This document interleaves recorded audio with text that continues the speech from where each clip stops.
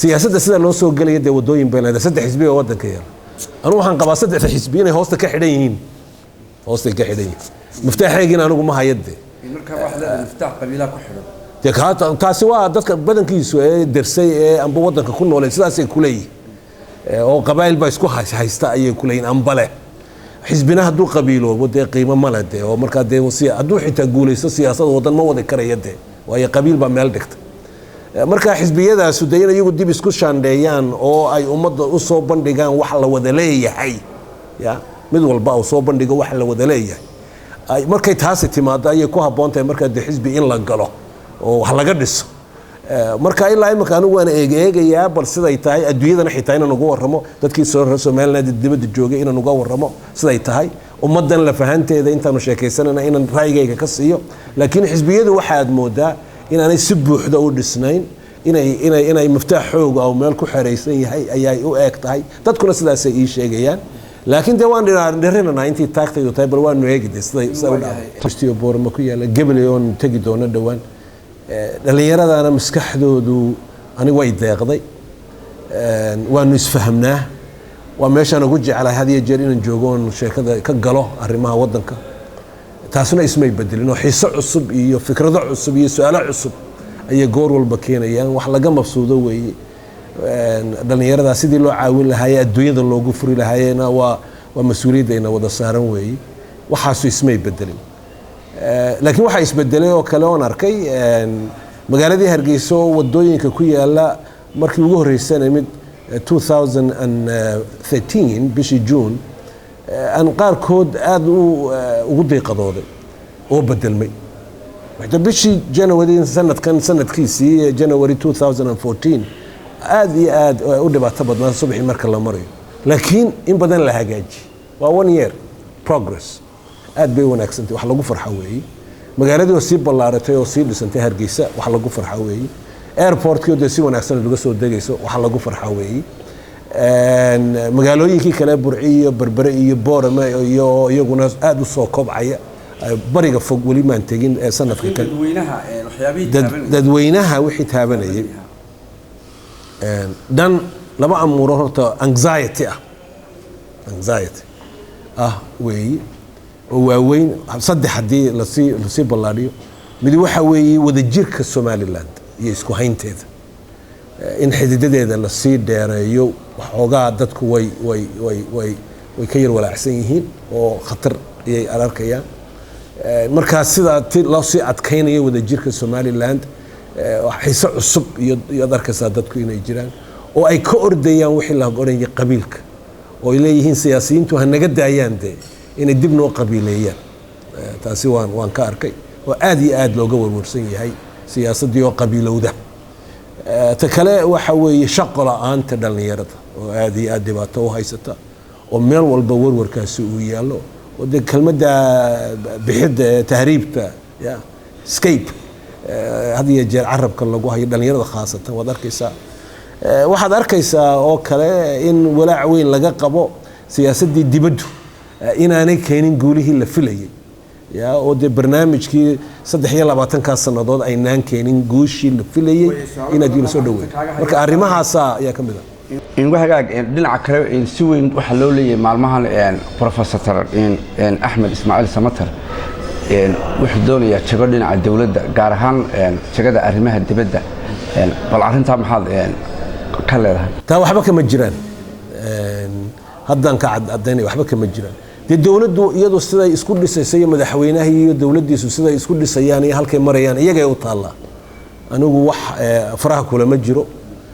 hawl wanaagsan baan anigu Mareykan ku haystaayo tii anigu jeclaayo oo hadda professor jaamacad aad u wanaagsan jooga dhalinyaro iyo arday aad u wanaagsan jooga xoolo badan leh tranquil bay rahan Djibouti yani nolol wanaagsan marka anigu halkan shaqana uma soo doono ujeedadeeduna taam ma aha talo ina dadka siisada iyo ummadda iyo madaxda ina soo tidaada halka ka eego waayo arrimahan bartay weeyda dhaqaalaha iyo siyaasadda adduunyada marka anu haddaan doonayo jagad dawladeedna madaxweyne aanu ortay soo aad garanays halka sida maxaan ku rahay qiyaastu halkaas ayay aniga maskaxdaydu ahayd markaan Soomaaliya tagay wasiir al-khaarijiyana maan doonin ra'iisul wasaarana maan doonan waxaan doonayay waxay ahayd inaan wadanka halka laga saxo ee ugu weyn fadhiisto oo markaa madaxweyne wataan u orday way suurtageli kari weyd shaqadeydii baan ku noqday markaa dee suuqa dee kolley hadal badan baa la soo gelinaya laakiin waxba kama jiraan waayo meelan professor meena dhici karin meelaha wax ka qabanayso haddaad matalan meel halbowla qabato maanta kacanama inaad wax badan tartay marka jaga matalan amba arrimaha dibadda amba dhinaca dhaqaalaha amba arrimaha siyaasad kale la mid ah haddii gacanta lagu saaro waa meelihii aad wax ka qaban lahayd meena ku lahayd waan leeyahay farsamadeedii dee waa lay baray 30 sanadood iyo koob iyo 30 sanadoodna dee professor baan hayo arrimaha dhigayay wax badan ka qoray arrimaha Soomaalidana aad u gudagalay oo research badan ka sameeyay waa laga yaabaa in wax badan ku soo kordhin karo raay cusub administration cusub oo si gooniya loo galo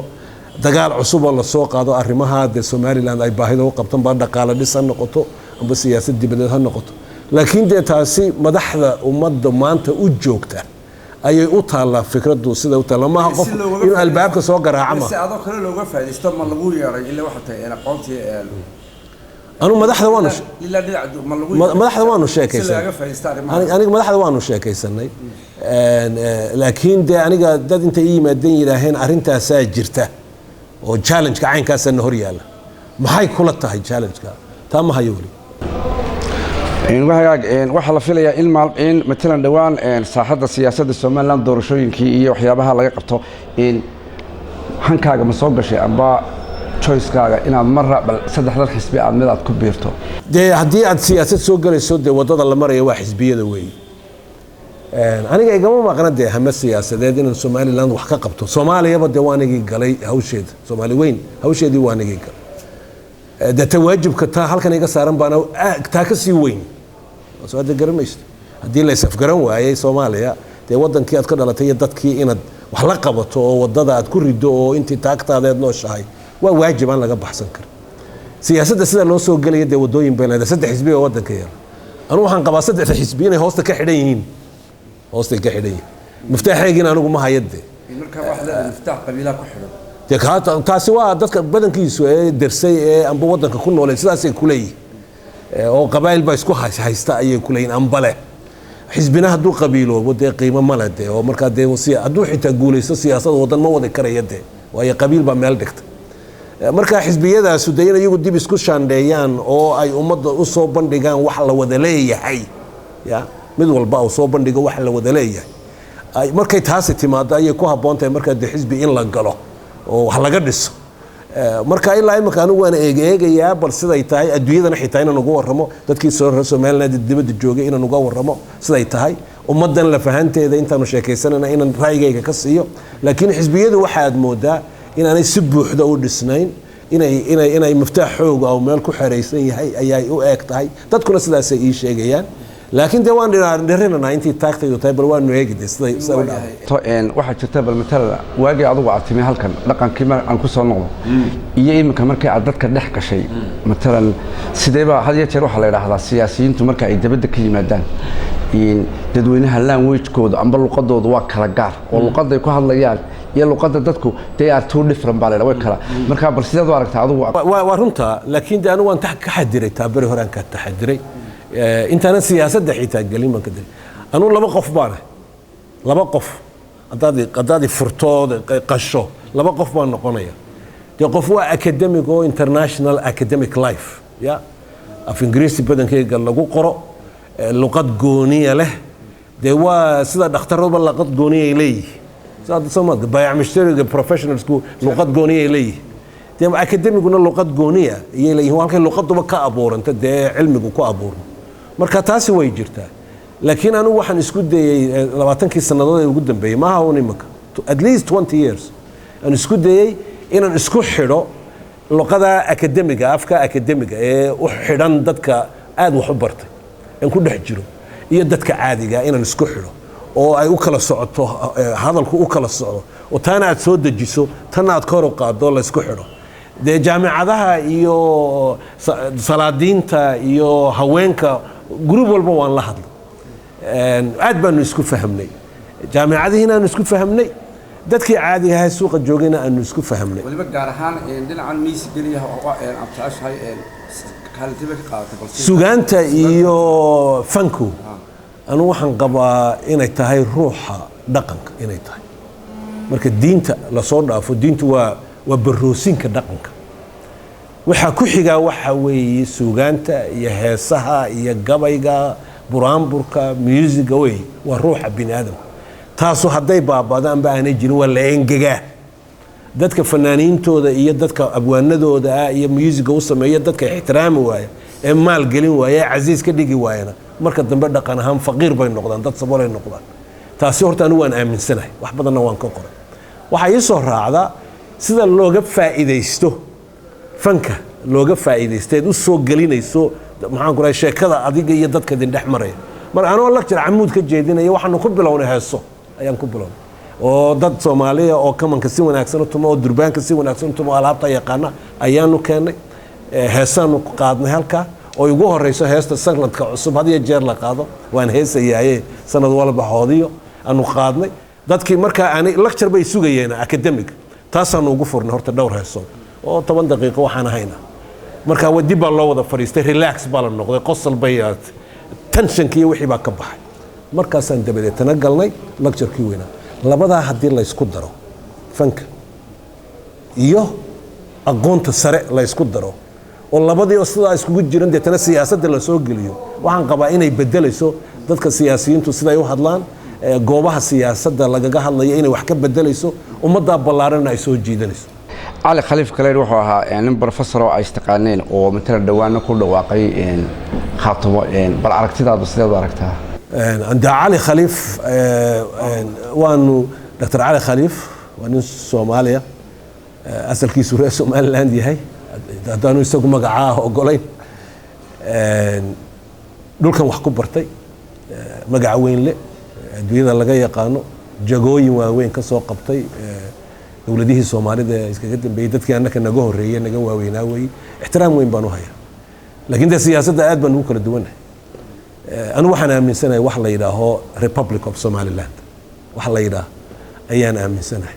haddii tii weyneyd ay naga kala daadatay oo khasaarahaygi maanta taa keenay in la kala yaaco tan nagama kala daadanayso waa inaan ilaalino way Republic of Somaliland isku haynteeda socodkeega horumarkeega in la ilaaliyo way iyo loo adkaysto علي مركا waxaanu leenahay professor Ali Khalif Dr. Ali Khalif waxaan leenahay soo dhawow dooda aan wada galno halkii wax ka dhiman ka hagaajino inaku wadanka aan madax ka noqono soo adamaad garan ayaan leeyahay laakiin Somaliland wada isku haynteeda iyo horow socodkeega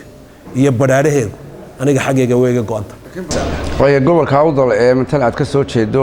waxa bariyihii ugu dambeeyay jirtay cabashooyin dhinaca inta odayaasha deegaanka ka siyaasi ahaan horta ma la qabtaado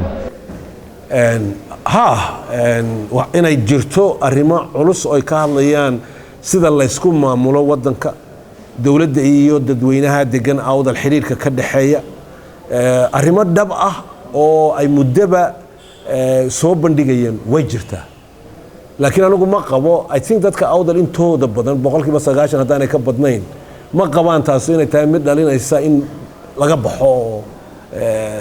laga soo horjeesto laakiin waxa weeye in laga doonto wadanka dhexdiisa siyaasadda wadanka iyo wax in laga doonto iyo madaxda wadanka in laga doonto wixii dana ah ee xaqa ee ka maqan dadka awdal anu dadka reer awdal waxaan ku idhaahaa habayoortamina inaad badiyoortantaan u baahan baryama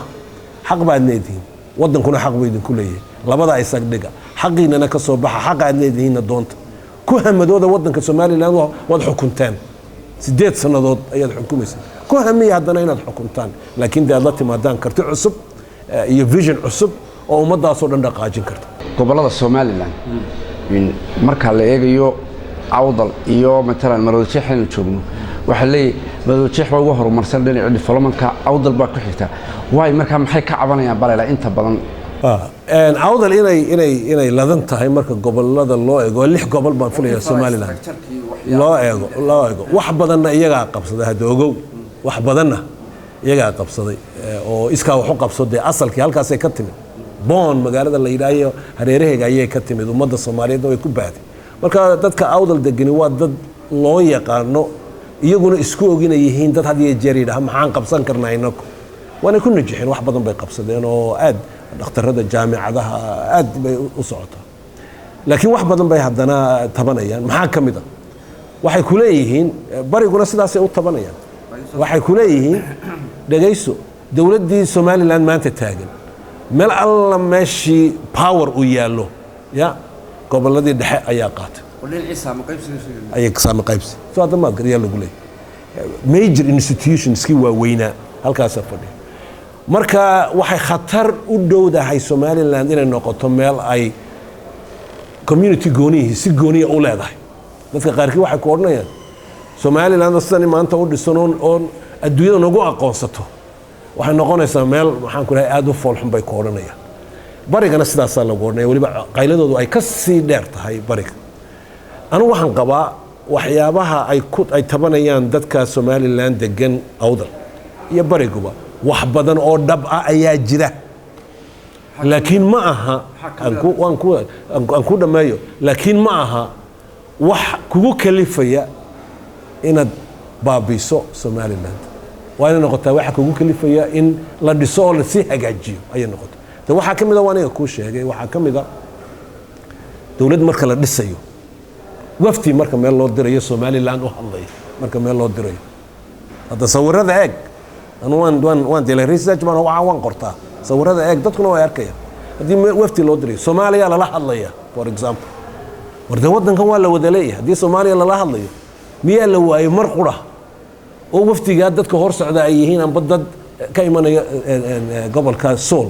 amba awdal ka imanaya hor socda oo la leeyahay waa kaas soo damad wafti baa la dirayaa 6 qof baa la socda amba 7 qof baa socda waa 5 nin oo maxaan ku rahay gobolada dhexe ka yimid iyo 2 xabadood oo hareeraha lagaga daray sidii muunada oo kale soo dagarmis halkaasay ka muuqataa waa suurad markiiba ku tusaysa the balance of power meesha sidoo yahay iyo fahmada wadanka in la wada leeyahay waxay ku tusaysaa de maxaan ku rahay xafiisyada waaweyn ee dawladda watan kaad hadaynu nimanka furfurno oo inuu eegno waad arkay baarliman ha noqoto ama guurtida ha noqoto ama xafiisyada kale waaweyn ha noqoto wasaaradaha waaweyn ee wadanka wad arkay marka waxaynu u baahanahay inagu in cadaalad iyo karti wadanka lagu dhiso way sida qurayn kaga adkaan karno dadka aynu isayno amba walaalaheen koonfur ha noqoto Soomaaliya amba ha noqoto de ummadaha la tartamaya geeska ku nool amba adduunyada ha noqoto lagama maarmaan way karti iyo cadaalad inay noqoto criteria labada ugu horeeya ee aynu ku dhisanayno amba dawlad ha noqoto amba any institution aan doonayno inaan dhisano raa'awdalna doodoodu taasay ku fadhida waxay ku leeyihiin anagu tartanka waan ka qayb galnaa waan isku kalsoonahay laakiin tartanku ha noqdo mid transparent oo xaqa oo criteria-dii capacity-ga iyo qualifications-ka arrimaha lagu waday dantana waxay ugu jirtaa dee dawladda Somaliland iyo jamhuuriyadda socodkayga iyo caafimaadkayguna in sidaa la iskaga dhex arko waxa cabashooyinka labada daraf sidee baad isleedahay matalan ka xukuumad ahaan amba ka tala ahaan bal waa loo samayn karaa markaan adigu idin imid ugu horreysay soo noqday 2013 June markaan dhulka soo maray 29 cishan wadanka ku wareegay markaan soo noqday aan soo urursaday sheekooyinkii wixii aan arkay waxaan ku dhigay 3 amuurood ayaa wadankan ugu waaweyn waxa hor yaala maantana way taagan yihiin 3 ismay bedelin sanadii bardabada saddexdaa haddii aan si degdeg oo culus wax looga qabana wayna kala daadinaysaa kow waxa weeye wada jirka wadanka iyo isku haynta marka dee bari iyo galbeed iyo bartanka isku hayntooda in isku hayo oo caafimaadkooga iyo maxaan ku rahay integrationkooga inay wax wada leeyihiin waxay u baahan tahay strategy cusub baarliman ha noqoto guurti ha noqoto wasaaradaha dawladda ha noqoto everywhere taasi waa kow ciidamada ha noqoto waa kow baayac mushtariga ha noqoto sidaas talabaad waxa weeye civic belonging wada lahaanshahaasi marka la sii xalaaleeyay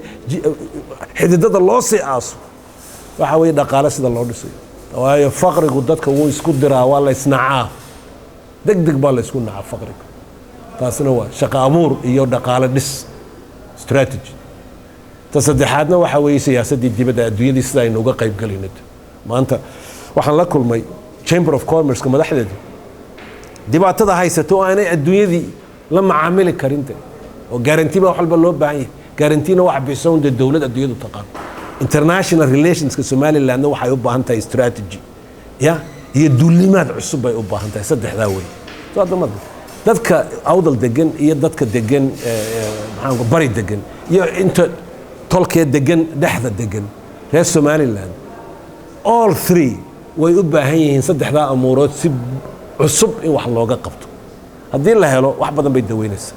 bishii labaad ee matala waxa loo balansan yahay wada hadallada Soomaaliya oo waliba heer xasaasiya ee gelayo arrimo badan oo aad garayso gunta loo galayo in hadday guuldaraysato arrintaasi horta maxaad ka filaysaa bal adigu ka raayahan anigu waan aad baan u eegayay ilaa maalintii la bilaabay wada hadallada waxa yaroo iska yar sheeko yaroo iska qosol yaroo iyo sheeko yaroo iska meel hoose way ka soo baxbeen burcad bareerka ma artay hala iska kaashado iyo waa ka soo baxeen laakiin qadiyadaha waaweyn ee Somaliland waa wadankan inuu noqdo wadan adduunyadu ay garato wadan maxaan ku rahay sida u dhaxgalay international systemka oo calankiisi iyo madaxdiisi iyo qawaaniintiisi iyo wixii leh waa qadiyada halka ugu horeyso talabaadna waxa weey hadii la isku soo noqonayo dhici kartaba in la isku soo noqdo toobad wax xamar bay talaa xamar horta waa inay toobad keento iyo dadka iliidki dadka caadiga ah ee Soomaaliya degan amba Boosaaso ku noolaadaan amba Kismaayo ku noolaadaan ama inta u dhaxaysa ku noolaadaan waa dadkeenii waa dad caadiya gaajada iyo cudurka iyo aqoon darrada iyo dadka shisheeyaha kala rogrogaya waxa soo dhamaciilka way qabaan dhibaatadana way qabaan waana dadkeenii loo damqado way inana gaajada iyo biyo la'aanta iyo waxa waan la qabnayo wadada xun halka la isku hayaa waa siyaasadii iyo sida la isku xukumaa governance sida la isku xukumaa yaanu ma arkaya rajo xamar taala ma arkaya saaka waxa la magacaabay dawladii cusbayd ayuu ra'iisul wasaaraha cusub Maxamed Cabdirashiid u magacaabay iyo Xasan Sheekh waa formuladii aynu naqaanay ilaa 60 isku shubtaan dunda iyagu ha isku shubtaan uma dhaadhacsana wadankan inay ballaaran tahay oo adduunyo kale ay maqan tahay uma dhaadhacsana waxaan ka sugnaa Muqdisho siyaasad Soomaaliyeed xamar taala aniga ay ma muuqato waa hambada kolba la yiraahdo reer Somaliland oo day hambada yaree wasiir khaarijiye iyo wasiirku ra'iisul wasaare ku xigeenon kursi lahayn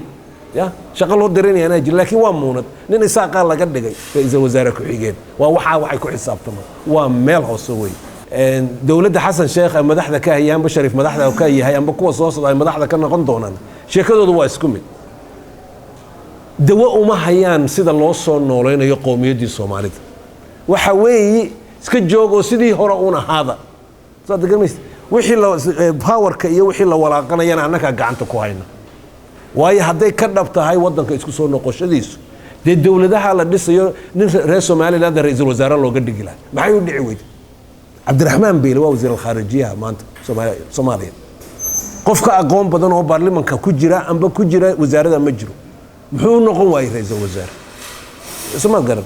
inanka laga dhigay cusub ee laga dhigay ra'iisul wasaare ku xigeen Umar Carte inankiis Maxamed Umar Carte ma yaalay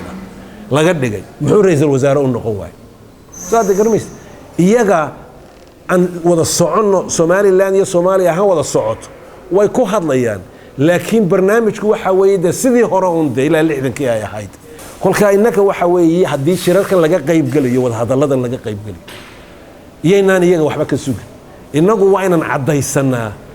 ajandaha waxaan doonaynaa inaan ka hadalno way professor hadii wada hadalada marka ilaa imika anigu ma garanay ajandaha Somaliland muxuu yahay iga daa taasoo wixii Muqdisho jooga iga dhaaf waan ka talaabsaday taanu ajandaha Somaliland aad haysatay ay doonayso shirarka inay kala qayb gasho muxuu yahay ilaa imika ma arkayaan mana maqal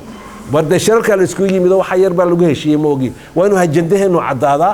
dadka reer Somaliland shicib weynuna waa inay og yihiin ajandaheenu wuxuu yahay Somaliland waa inay baabuurkeega arrimaha waa in si wanaagsan loo raraa doodeena waa in la shilaa oo adag tahay meel alla meeshii lagu wada doodayna taas ay noo taala anu waxaan qabaa sida xariga iyo dhagaxa rope on stone xariga dhagax baa dagaalamay xarigu hadduu ku dhaco dhagaxu hadduu xariga ku dhaco dee wuu goynayaa isku quwad ma laakiin hadduu xarigu persistent iyo wixiisu u adag tahay وسلا وحقي حرق دغخي marka dambe xarigiiba diismay uu dhacaya xarigii uu dilaacaya ceelalka afkooga ceelalka xoolaha laga waraabiyo wadarka xarigu sida uu galay dhagax reer Somaliland waa inay arrimaha sida intay u adkaystaan deetana sida loogu xoqayay sida loogu xoqay adduunyadana loo gaarsiinayo sharp inta laga dhigo iyadoo tafaqiya tiran oo sida leebka ganan ya in dooda la dhigo haddii kale la yidhaaho halkaasaa la tegayaa soomaaliya yaa lala hadlayaa wasiir